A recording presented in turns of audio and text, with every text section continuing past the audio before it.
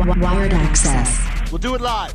Wired Axcess. Do it live. Wired Axcess. We'll do it live. Wired Axcess. Welcome to Wired Axcess Podcast, where I'm your host, DJ K-Dub Omaha. Remember to catch me and anybody that I hang out with out at these games reporting, and also look for the Plug and Play chain, which, of course, was first worn by Dylan Raiola at a wonderful boxing event. And that's what I love about this conversation here.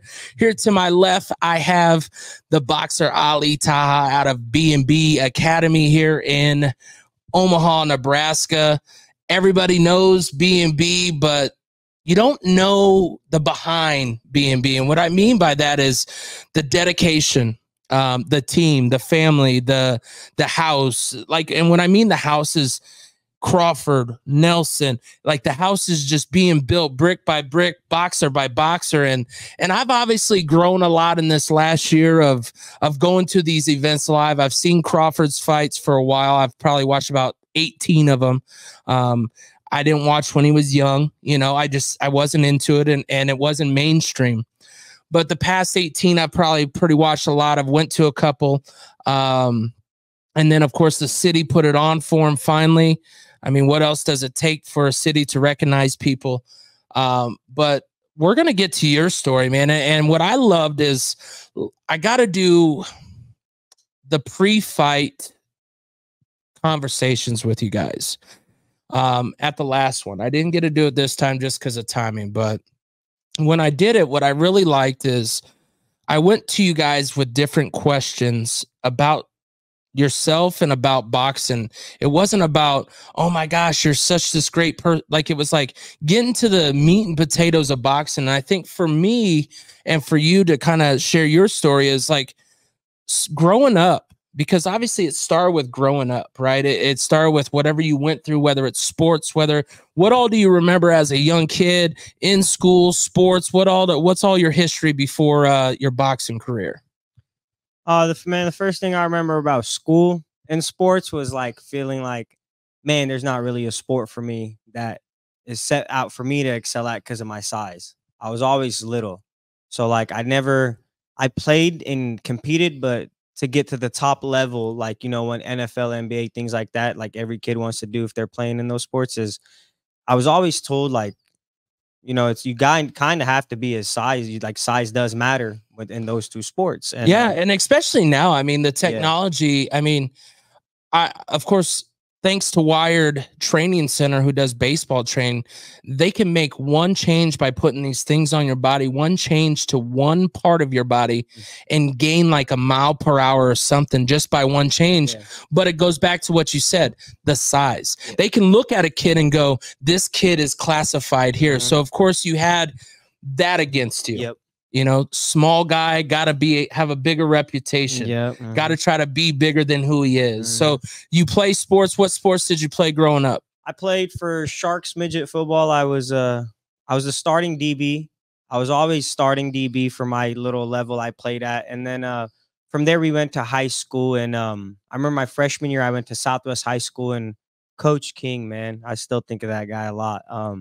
I was doing the 2 days, and at the time he knew I was competing in boxing, and he gave me the advice. He's like, you should focus on boxing because boxing can really pan out for you in the long run. And he was always like one of the teachers who you could tell knew about boxing, you know, and he respected that I did it. And he never like took away from that and saw how my ability on the field. He knew that, man, if he's trying this hard and doing his thing to what he's capable of these.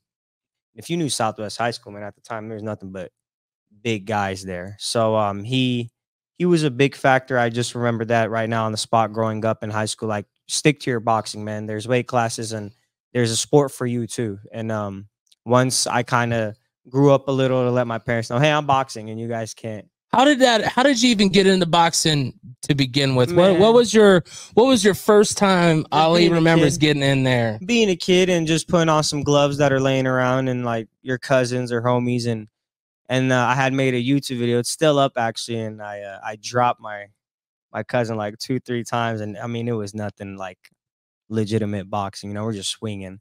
And someone had reached out to me. His name was Majid told me, hey man, I like how you look. I've heard about you. And at the time I'm thinking, what's he heard about? Because I don't box or nothing. I'm like 16. And he goes, come to Air Park. It's a community rec center in Lincoln, Nebraska. And come there and train. And I think you'd be a good fighter. And, you know, as a kid, I'm like, yeah, I fight. Yup, I'm a good boxer. And man, I'll never forget. I got there and I stretched for 30 minutes straight. And he came up to me and goes, you don't know what you're doing, do you? I said, no. And I said, I've never boxed. But he's seen you. He heard about you. He watched that little YouTube video. And then he later told me, he goes, there was another Ali who boxed. And he did at the time. I knew he was a taller guy. And he goes, that's who I intended to reach to. But now that you're here and he saw me spar, and I think he naturally thought, you know, this guy's young, he could be good. And from there, man, I fell in love with it. So think of that scenario and just a kid in that situation, and you were right. Like he was thinking of someone else, but he still made that attempt to reach out to this Ali. Yep. Turns out to be you. Do you think without that call, you would be the Ali as far as into boxing as much as you are? No, I get chills with that question you asked me, man, because I don't think I would have ever. I never knew like it's a sport to compete in. It was more of like who's the strongest cousin or brother out of us. Like we were all football players, you know, like we thought he was a Ray Lewis guy. I was a Amon Green guy. And my brother was a Marshall Farr guy. Like we all thought we were going to go to the NFL, but you know, you grow up and you realize, man, size matters in this. We're all like 5'5", you know, like. But see, that's pounds. What I so as being, and it's funny because obviously I'm the opposite and I'm a bigger guy. I'm the big guy. But when I coached high school football and even little kids football, and I did this more so I wouldn't have a connection to where I would coach my son, I coached defensive backs. I loved it because when it comes to a guy like yourself, you can't teach speed. And what I mean by that, you either have speed or you don't. You can teach them how to get to the position quicker with your foot speed, but I can't make you quicker than who you are as far as totally. That was a benefit for me. I was definitely one of the faster guys on the field. On special teams, I was the return guy. And on kicking, I was always the end guy because they said you have the speed to get around the end and make the tackle. I liked it, but, you know, like I said, at the same time, I think the wrong guy you run into, the quick you get ran over. Man, I hated that day where you would both get up off your back and do that tackle drill. It might not be legal anymore. I don't know, but they call it Oklahoma drill. That's what it is. And then Coach King used to have me go and be a scout defensive player. I was a sophomore at the time on the varsity squad, and man, this guy named Ben Samani was like just a huge, you know, the ones who wore the neck pads and all that. Yeah. Man, and my job was just to be the I think it was like the crack block, to go and try to get the guy crack block the linebacker without him. Yeah. Dude, and I'm 120 pounds at most. And that's when I think I realized, I don't think I want to do this no more, man. It's just too big. and people your size, like when people believe in you, it's a night and day difference. The ability to want to changes, I think, because some of my favorite DBs are probably 5'6", 120 pounds soaking wet. But now growing up, I'm like, dang, maybe I should have listened to that. Anything's possible. That's more of the narrative now. You know what I mean? Yeah. Younger then, it was like it's kind of normal to be like, oh well, if you want to do this, you got to be this way or that way. And it's the cliche, right? It's a cliche. You're like, definitely everybody says it. Everybody, okay, but I don't believe it. So you get through football and you start going through high school and boxing. How does the schedule of boxing work?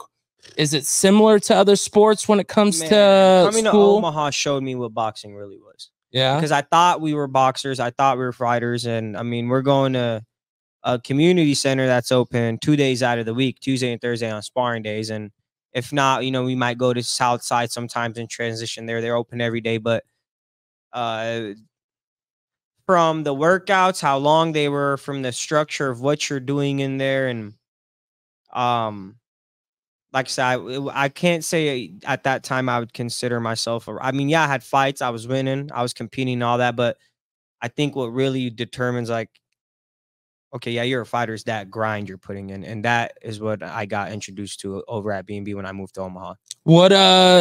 So you get through high school, post high school, when does it start turning up for you? To be honest, man, it took a while. I mean, up until 2020 peak COVID, March 13th, I'm in Omaha. I'll be up front, like I had nothing. I don't know what I'm gonna do. And I had like moved away from Lincoln. Like, you know what? I'll show you guys. Like everyone feels like at this point, like I'm not doing nothing. The jobs aren't keeping me happy. Like whether it was money or not, like I just wasn't happy. And I was telling everyone, no matter what, I'm a box and I'm gonna go with Bud and I'm gonna go pro with that team and I'm gonna do this. And it became laughable eventually because I was how sounding did like you even connect that dot to be able to tell people that's what you were gonna do? I would watch Bud always fight. I always would keep in touch with them and support him, and I would watch his fights. And I remember when he fought Felix Diaz. I remember when he fought Inago and Lincoln. We're a big boxing family as far as my brothers, and we love it. So I'm the youngest also, so it was also sometimes a disappointment. Like you just stop doing it one day, and it was getting the job route, going to college, and trying to do a realistic route of what other people wanted you to do. Until all of that, I just got up one day. I was like, man, I'm not happy. I have this money, I got this car, I got that, and this job, I got a girl. Like everyone's healthy, but like I'm inside not happy. And it was always this boxing void. And I remember COVID happened, and like I said, I was in Omaha, honestly, alone, in and out of my car. And I've never honestly publicly even like put stuff like this out there, but it was March 13th of 2020 and like 2 a.m. And I called Bud off Instagram because I didn't even have his number. And I said, I'm trying to box, man. I'm depressed, unhappy. I want to box. And I was like, I'll save money. I'm working at Omaha Steaks right now. It's like 80 hours a week. I was like, I'll save the money and I'll even give you like $4,000 to let you know my motivation is nothing wrong. And obviously that was not his thing. He's like, no, dude, like if you really mean that, I'll start my camp in June. I believe it was for Sean Porter or Kell Brook. I can't remember who comes first because now it's been so many camps. Yeah. But he goes, I'll start my camp June and I'll let you know we'll start. And I remember June 3rd came. I had got my apartment and I'm in Omaha and got my little dog. And I'm like, all right, everything's good. But like, I need a box now. And I felt like I needed his blessing because I hadn't been in the gym so long. And I knew when I go there, like, I'm not going to be in shape. I haven't thrown a punch in 2-3 years at this point. And so just being away from the gym, obviously you've said something that you said that, you probably haven't even told anybody or many people.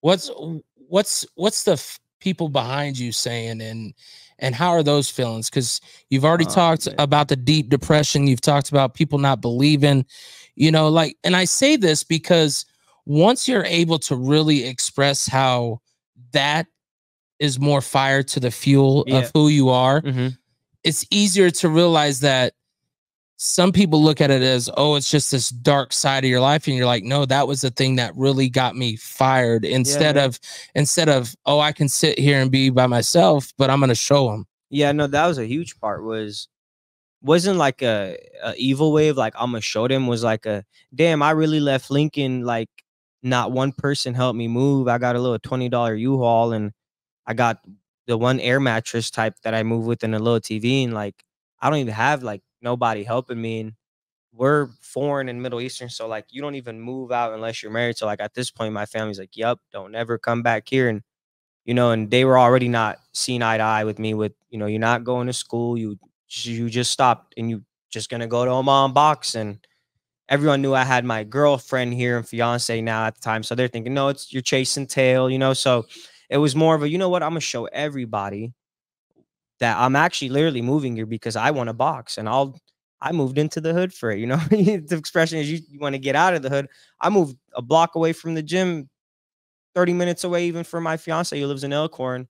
And because that was never my motive. My motive was I'm going to box and huge motivation. The first year here, every punch I threw, I lacked power. I felt like, and now I don't was, man, every person, voice, doubt, person you called that wasn't there, people that changed up or every put down I heard was put into the gym. See, and that's what, even with talking with, I talked to this guy, Jared Buckley last week, and I tell people all the time, like the people that you're around doesn't make who you are unless you turn it into that. And what I mean by that is they kept telling you, don't go do that. You're not going to be a boxer. And you could have just said, okay. But you brought up something that I have yet to even really someone's express: culture, nationality. Where's the family from, and what is boxing over there? Oh, well, we're from Kurdistan. It's in between Turkey and Iraq. We came here in '96. We were sponsored by a church at the time. My dad was working with the military as well, the American military. So we got brought over here, and we've been in Nebraska our whole life, pretty much. I was like 4 years old when I got here, or 3. But boxing is a non-existing factor over there now. Like, there's like a gym who might do kickboxing and MMA, but the whole sports thing over there, that you're gonna do this, it's sometimes laughed at because it's a small area and there's not really anybody who's made it out of there with any type of big athletic stuff. You know, there's people here and there who claim the area somewhat, but that specific area of 7,000 population of Zakho, Kurdistan, there's no one's really made it out of there with as far as a sport. And their whole thing is like, you die for education. So when we came over here, you know, my dad got multiple degrees, and all my whole family's got all these degrees and stuff. And his big thing was like, we're here for school and education. Like, you know, typical people who come from a different country for that better life and learn the trade. Yeah, exactly. But it's continuously said, if you don't love what you do, the rest doesn't matter anyways. Like, you know, I work a lot. I'm not mad about it, you know, but when I do lawns, I don't think it's work. Yeah. When I'm doing the wired access, it's not work. Yeah. We're just hanging out. I mean, you saw me at the side of the ring. I'm just hanging out with Raiola and Bud and Nelson, and they're all there. And you're in the place just feeling like you're a part of it in a fashion of you're sharing these guys' stories. And you see me, man. I try to make it as big as it is because the time you put in. And we need people like you there. I wish there was more people like you who put the dedication and time and actual like charisma behind it. Like, hey man, I'm gonna treat this like our Super Bowl. I'm gonna treat this like our main event with these, how you see it on TV, you know. Even you taking your time to invite me in here is something that I'll forever appreciate and take with me. So I mean, I wish there was more people like you there, to be honest. We try, man. We try. I mean, just like with the high school, like these kids don't have a voice half the time. For you guys, I mean, especially for all the hard work, you know, and then you go to a match like your last one. Yeah. And the guy's 20 pounds over. And like, that's bad for the promoter. That's bad for the venue. That's bad for the boxer who just worked his tail off in camp. Yeah. You know, and obviously, so we'll get up to that. But like when you put all the aspects of boxing and you actually look to what it is, it opens up your mind to go, okay, this is a little different. It's not just we go to the boxing ring and we're going to just, because I've seen some of those guys in these rings. Yeah. And it sucks for the people that are bringing them in. You really wanted to put this guy against this person? And I respect them because without them, like, you know, everyone knows it's a business too. So when you get those first couple fights, like, I respect them for coming to do their, and especially this last show, like, I feel like nobody really, like, came to just get their money and go. Like, everyone came to fight. Yeah. The opponents came to fight this time, and you had to, like, put them out of there. And I respect them. I really do, man, because without them, you know, like, when they see we're from B&B and we're with this team, they're like, you get some opponents who are like, well, I want 10,000 and I want this. I'm like, dude, now hold on. Like, it's not like that at this level right now. It's a local show, you know. Yes. So we respect the guys who come out there, and some of them come out and really believe they're gonna win. You know what I'm saying? Yeah. Come out. So I respect them for having that courage, but definitely a lot more goes into it than just I'm gonna go to the gym. Yeah. So you get back to the boxing. Let's jump back on that, where, you know, you ain't been in the ring. You get to that June part. You've just went through the hardest part of, like, people don't understand, like, you feel your family always has you, but your family isn't always blood who has you. Yeah. And I say that because I'm adopted. I was adopted by, you know, at the age of 4, my parents and an uncle who adopted me. I would never be who I am if it wasn't for them. So I'm blessed. but it doesn't mean that they have agreed with every situation that I mean, dude, I had a kid when I was 17. There was like, you got to go. We got to have room for people. And so like, that's when it started going, okay, man, how hard is it? You know? So you get to Omaha, you got nothing except for what you carry in your bag and what you got in the back trunk. You obviously came. Now you got a fiance out of it. You knew that was part of the purpose. But it's the boxing as well. You get with B&B. You get to that June when you're like, man, I'll put up 4 racks. But we all know Crawford's not about that. He wants to see how real you are by the actions of doing. No, I want to put that out there. That actually, when I got there and I trained for like the first 6-7 months, and I knew, all right, well, we're actually going to camp now, and I was like, I felt like a little lost because like, damn, like this is like a family that grew on me, and now they're all leaving for like 8-9 weeks. I don't know no one here without Bo and Steven and Bud, like the main people, you know. And I remember going into Bo's office and I counted out money and stuff. Like I had saved up $2,000. I was like, man, please let me come. And he counted out and he goes, I would never take your money. The fact that you just want to work, and I would never do that to people. That's the side people don't see them, man. Like, I'm not going to put too much out there, but just know, man, like Bud and Bo and them and Steven and Red and Saul, like the main faces there, like the Hughes, the Lucas, the coaches, right? Man, they do so much to keep that gym up and running and don't expect nothing in return. And for them, they have the hardest job because us fighters, we do get at least a week off or after a fight or something. Man, they're go from Bud's 12-round championship fight to us and then get done with us and then go right to another group of fighters from this day. I was gonna say I know I've seen him some midweek fights as well, not just the Saturday the pro box cards. Like Lester and Yoel fight on the 11th, and I think it's a pro box card, but I think it's like a Wednesday or Thursday. I'm sure. I could be wrong, but no, they definitely are. And then right after that, you got DB3, Keyshawn. All 3 of them are fighting, and then Troy Isley. So and then after that, they're done. It's probably Bud again, you know what I mean? And you got yours before Bud. So they're constantly working, man. I give all the credit to the team always because, I mean, I came here, like I said, without much. But you also said like the camp was, you went from what some people would think is boxing, to real boxing. What was that reality switch for you, and what was probably the hardest thing for you to adjust to? And what do you think you were like, okay, this is smooth. I like what we're doing. This is what I really wanted. Once you get past that hump of like the first 5 months of just this constant work ethic where you're like, no, they really are this, they eat, sleep, and you know, like this is theirs, like this is what they do. They're all their friends and group of people are other boxers.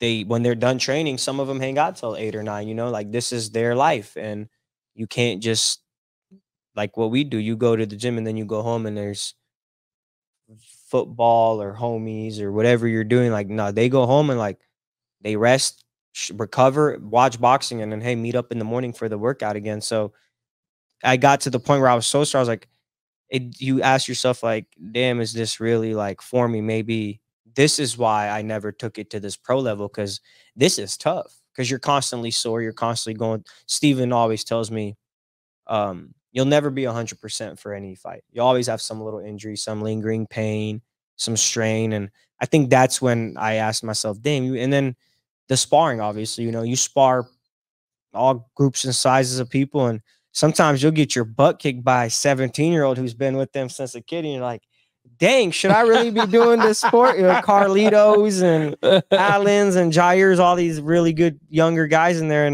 And I think that's when I put myself in that position of, nah, yeah, this is what I want. And I'm going to use all this as reasons to get better because they don't play around over here. So, but I adapted it as a lifestyle now. How soon before you got your first bout under the B&B name? A year of a whole camp.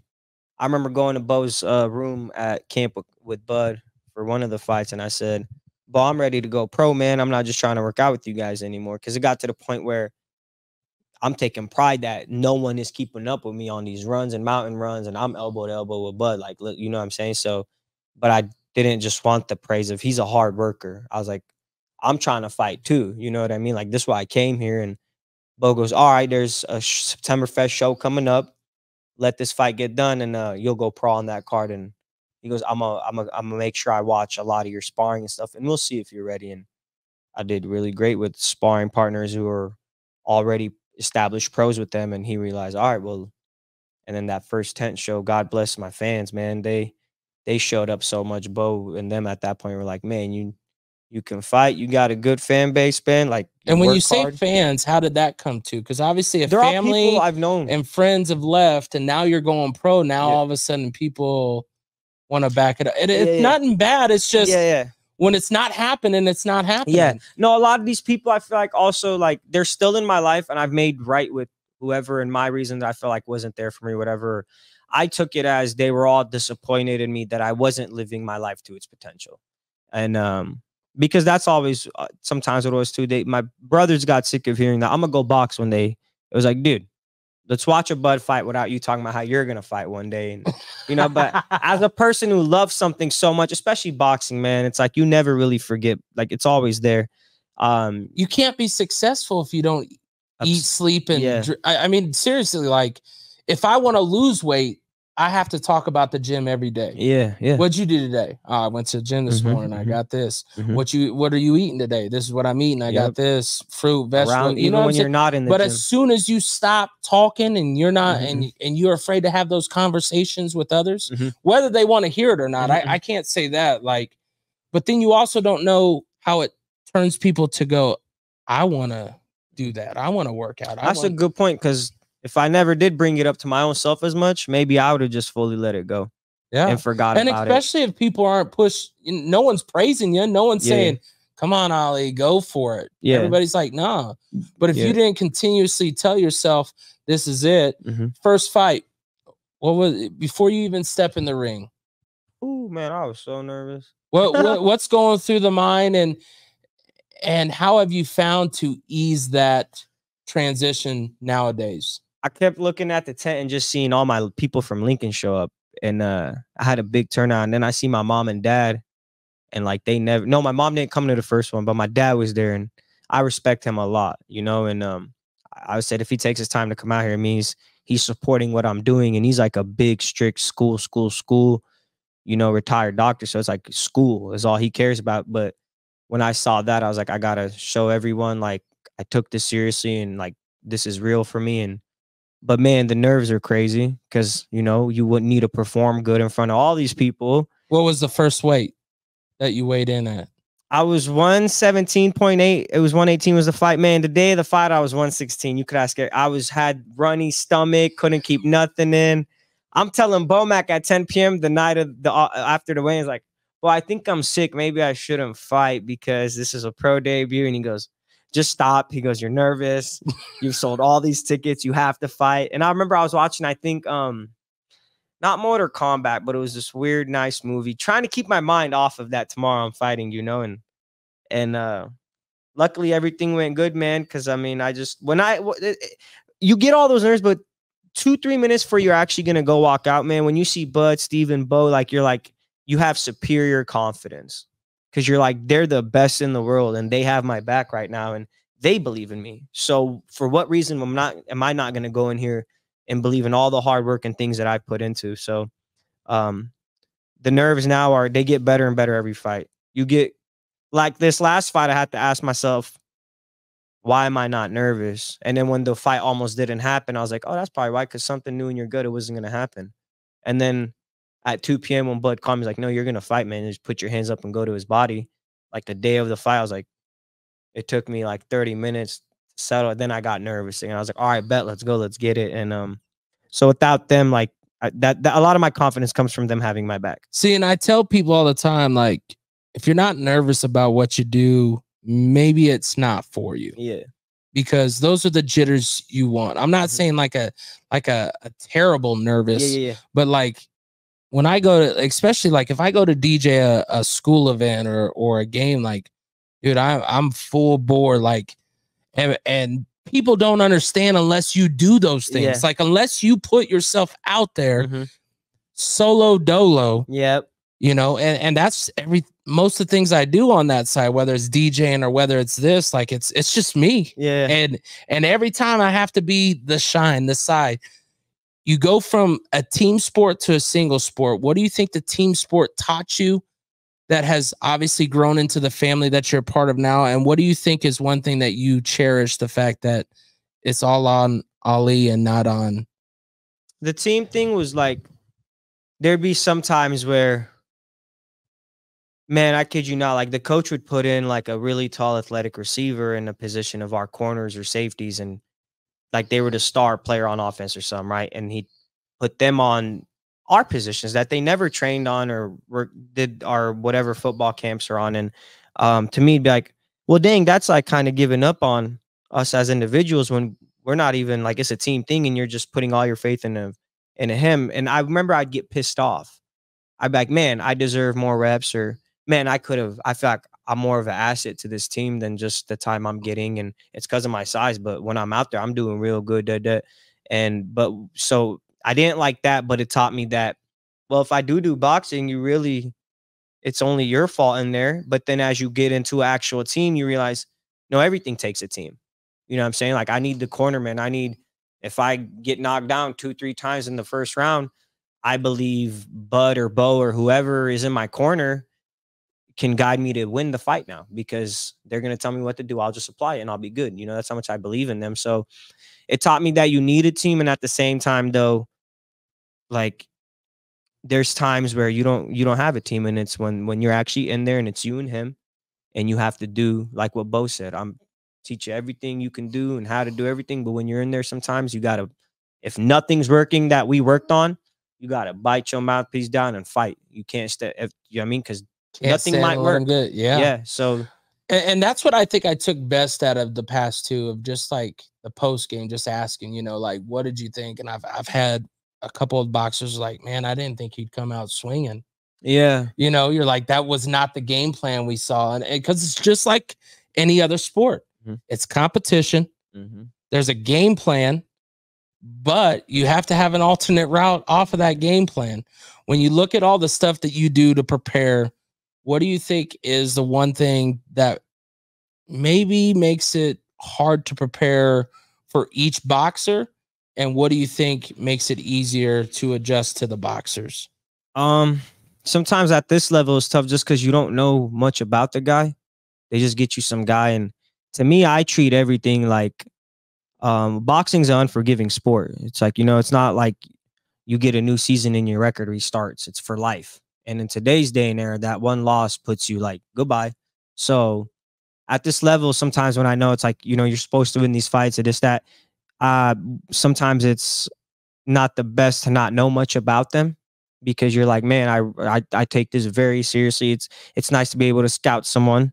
You'd almost rather have a seasoned guy with a bunch of fights in there, because you could at least watch and scout and send it to your team and be like, hey, I like this recent situation. We didn't know much about the guy of nothing, and we should have, because he came in 17 pounds over and almost put me out of a fight. So I think that'd be the one thing that I'm like, man, or like if a fight week or 2 weeks for a fight, I got to meet all these people for tickets still. That sometimes puts a strain on you. Yeah. I mean, you have goals that you're trying to hit. You have for promotional reasons, you have to get so much sold. When you look at that part of the business, sponsors, people that back you, go ahead. You could give a shout out to all of them, but also just kind of tell how each one has their intricate part to who you are. You know, there's been a good amount that have came and went, to be honest. The one that's been here through it all, through my surgery and through the gaps and fights, have been Soldier Sports with Jeff and his wife. I love them. We had Jeff on with his bats, those bats that he has, you know, out there making noise. I see those with the drip and all. But yeah, man, Jeff was somebody that when I came here, like I said, I didn't have nothing, man, like at all. So I remember Steven and Bud were speaking highly of him, and they're like, if you need a mouthpiece, like, he's your guy. So, you know, I drove down there and I talked to the guy, and I remember Jeff was in the other room, and when he heard Steven had sent me and how much respect he had for Steven, he was like, what do you need, man? Like, let's help you. And I left with just clothing and mouthpieces, and they molded my mouthpiece, and they're like, we're gonna get you an official one from the dental office. I'm like, whoa, like, just was treated like royalty. And he had no alternative motive other than I had expressed to him, hey man, like, I struggle kind of out here this first year I'm up here. Like, I don't have nothing to wear. I was like, if I go to Colorado, it's cold, and I'm be upfront. I was like, I don't have hoodies or nothing. And he was there for me. To this day, he is. And, you know, I mean, there's been times I've called him like, hey, man, like, I need some gear to wear because I'm going to this camp, and I put a lot of money here or there. I can't go buy all this gear. And I like Soldier. I really do. And there's not been one time he's not been there. I feel really bad at the fight because the emotions were so high going up to that fight of fighting or not, like being up all night till 2, 3 a.m. playing NCAA, thinking I'm not gonna fight. Dude, I'm ranked 8,000 in the world on that. Okay, all and right. Thinking you're not gonna fight, eating pizza from Ramos, dude, and wings. And then Bud calls you at 2 p.m. like, you're gonna fight. And like, man, I forgot to shout him out more than anybody, man, because I'll say it. It don't matter. They all know Jeff helps me more than any of the sponsors because I've had everyone come and go. Every sponsor I've had, every fight is honestly, they change up. I've had people tell me straight up, we don't feel like at this point, like there'll be much of a return for us. Like, nice working with you, was fun. And Jeff has been there the whole time. And anytime I've called him like, hey, I need help or I need it, he's there. And I owe him a lot. And I really felt crappy as heck, man, that I didn't shout him out, his wife. But that's who he is, though. Like he knew everything going on through that day. Yeah. You know, I just feel bad. I really have a big heart, man. I'm not just saying that because he's a sponsor of mine, because he could tell you himself, like, he's personal with me. Like, he's like a father that I could communicate that I don't normally have, you know. And he put clothing on my back when I was freezing in Colorado mountains during cold camps, where I'm like, dude, I need stuff to wear, Jeff. See, these are things like people don't understand that go into boxing. Obviously, they know of camps. It's a poor man's sport. They see the cool thing of running up the hill and all that, but they don't think of, what are you wearing? Yeah. Do you have the right shoes, the right gear to keep you warm, but not to make you where you're overheated? And you brought up father. You know, the one thing I didn't ask, what was Dad's response after that first fight? He smiled and nodded his head, and he was happy. But every fight, this last Saturday, and Bernie and them seen it in February when I fought, but he'll come up to me, and like, it's weird with us. Like, we don't hug or kiss, or like, we don't do that. We know we love, and it's just how we grew up. So anytime I'll try to kiss him for a fight, he'll like back up a little bit, and he'll tell me, and it's funny, he'll go, change your last name. Your last name ain't Taha if you lose. And I'm like, I got you, Dad. I actually have video of my last fight, and like, I'm taking a picture, and my mom's recording it, and I go, I told you, Dad, I wouldn't have to change my last name. So I love making him proud, man. He's very cultural. He put the whole family on his back and brought him to America. My mom's family too.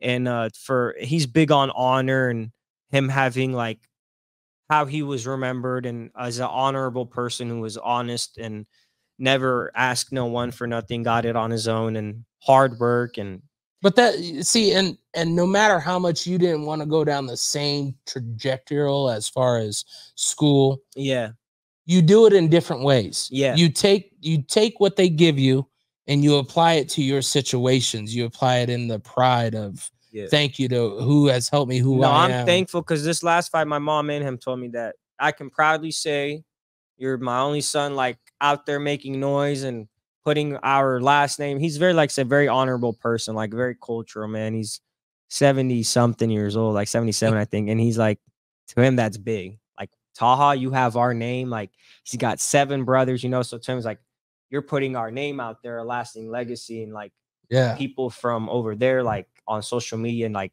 know and hit me up, and he'll see that, and he's like he actually respects and loves what I do now. And I was just at their house 2 days ago and yesterday, and I told him, like, we're very close, you know, we tough love, dark humor. And I said, and he goes, nah, dude, I'm proud of you. He goes, no, I mean that. Like, I like what you're doing. I can't wait for the next fight. And it's hard for a father to, it's not bowing down, but it's, you know, and I've said it with even my own son just recently. We just got back from a trip.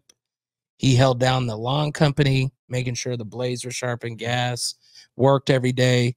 And then when I came back, he was gone on a trip, and the foreman that I have normally running it, but they don't have the truck. He goes, dude, your son actually pushed me to finish a couple more houses on a day. And he's like, just away. And like, to say it's not that it's hard. It's like every piece has to come together for you to realize this dude or yourself is really living yourself in that way, but you're also living through the stuff that you were taught and not just going, that's great, Dad. Yeah, thanks. I don't want to do school. You know, I've never agreed with about 80% of what he's told me or said, but that's one thing I'm really big on is all my elders, man. It's like, you know, I was taught where if they say something you don't agree with, you just say, thanks, man. I appreciate that. And you just don't store it in your mind and move along, man. And I feel like that's a lost trait nowadays from younger people, man. Like, be respectful to your elders. It's not cliche or outdated. Like, really be that way, you know?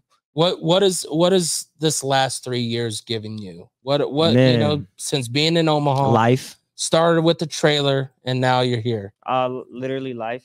I get chills because I don't know where I would have been, man. I was very depressed, quitting jobs, blowing money that you know what I mean? Like, not doing nothing good in my life, you know, around the wrong people, and just waking up in home feeling like, well, at this point, what are you waiting for? Like, you just every day get by, you know what I mean? Like, and you're not happy. And so I feel like coming here and doing this, I feel relevant. I feel like I matter.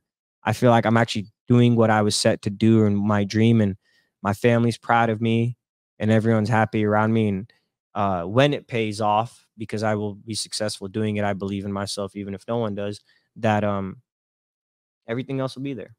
That club people go to, or that school, or that job, there's no age category on, you know, you could do it. But with boxing, you just have this little window of time and get in and out. And of course you're following, you know, with B&B, you're following Steven Nelson, 20-0. And he's not young. I mean, he served in the services. Yes. He's in his 30s. Steven's a big motivation for me for what he just goes through mentally and the things he's had in life that happened to him, man. A lot of people just had every reason is like, man, the last thing I'm gonna do is go to and thank you for serving the country. I say that Steven. to anybody. I mean, my dad's an Air Force 20 years, so I appreciate it because it's not easy. You know, when I was growing up, they talked to me. I decided to have a kid at 17. I go, I don't really want to leave him every so often. So that's why I didn't do it, you know, but I appreciate everybody that does, because it shows with the discipline he has, man, the work ethic he has, the traits he knows how to do everything. And I wanted to join the Marines boxing service out of high school, but my dad was like, you're crazy. You're not. All he knew was military. What? See, I have an Army, a former football player, Jeremiah Perales. I know Jeremiah. A lot of respect for him, man. He's a beast. And of course, he's doing the Army. We interviewed him. I got to share his story. It meant a lot because he was one of my football players, and he was a DB that I looked up to, just like yourself, to where taking what you have and using it instead of going, I'm too small, I can't do it. Everybody can say that.